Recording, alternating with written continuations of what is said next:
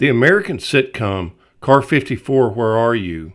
Aired on NBC from September of 1961 to April of 1963.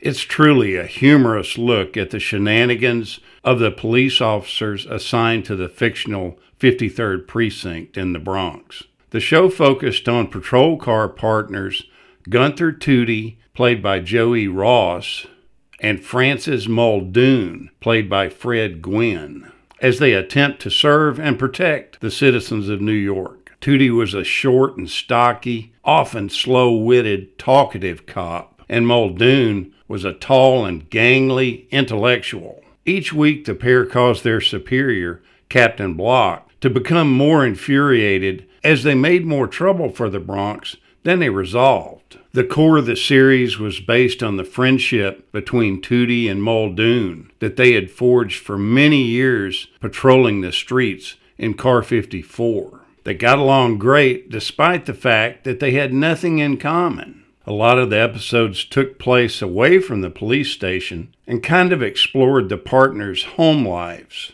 Surrounding them is a superb cast of character actors, including Paul Reed, Al Lewis, Charlotte Rae, Alice Ghostley, and Nipsey Russell.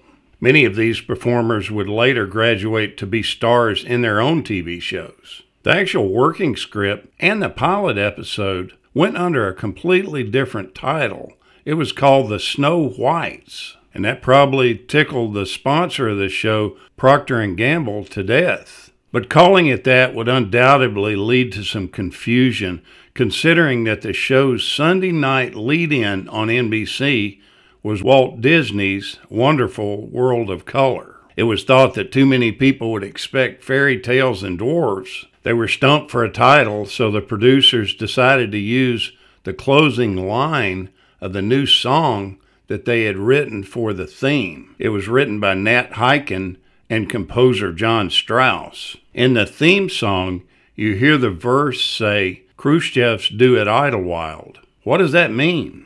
Khrushchev was the leader of the Soviet Union at the time. Idlewild is the former name of JFK Airport, because it was built over a golf course that had that same name. The airport was renamed JFK on Christmas Eve in 1963, 8 months after the final episode. If Car 54 had made another season, they would have had to change the tune to Brezhnev's Do It JFK. During the time of filming, the New York police cruisers that were actually used by New York City were dark green with black side panels and white tops. The Plymouth Savoys used in the show were painted candy apple red for a couple of reasons. The show was shot in black and white, and the red made for a more appropriate shade of gray on film, and that the prop cars would be zooming around the New York City streets. So the red color set them clearly apart from real police vehicles. There wouldn't be any chance of being confused with the real cops.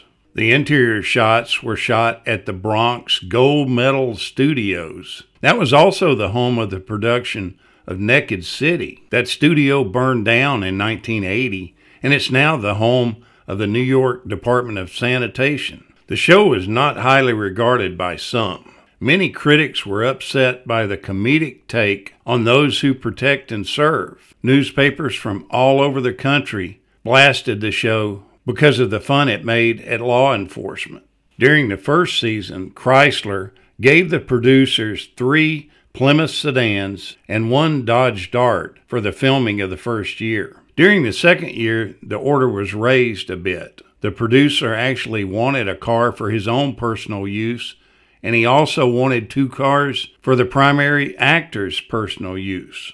2 Plymouth Furies were made available for the stars Joe Ross and Fred Gwynn. Gwynn lived in the suburbs and would drive home after filming. They used kind of a modified laugh track on this show. The producers wanted a more spontaneous and natural laughter, so what they would do is screen the episode with an audience and record its reaction. They would later mix the recorded laughter back into the soundtrack. This was a more complex way of doing it, but it seemed to work for the show. It's kind of funny that the police department in Dayton, Ohio, dropped their own Car 54 from their fleet of cars for the constant teasing that they got from the public.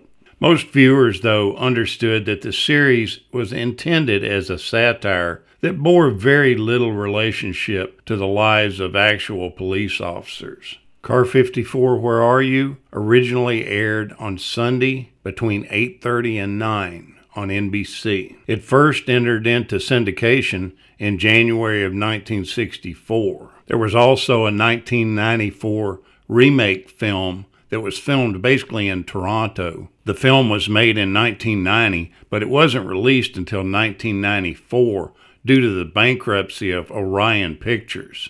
It was a complete failure at the box office. Following the show's cancellation, Fred Gwynne and Al Lewis achieved TV immortality, playing Herman and Grandpa on the monster sitcom The Munsters. Fred Gwynne passed away of complications from pancreatic cancer in his cigar room in his home in Maryland in 1993, 8 days short of his 67th birthday. Joe Ross passed away from a heart attack in August of 1982 while he was performing in the clubhouse of his apartment building in Los Angeles. On his gravestone, the inscription, "This man had a ball." He's buried at Forest Lawn, Hollywood Hills, and Jay Leno delivered the eulogy of his passing. I have really fond memories of this show as a child. What a great show it was, and thank you so much for the memories. As always, thanks so much for watching, and please subscribe and hit that bell icon so that you get notifications each time I release a video.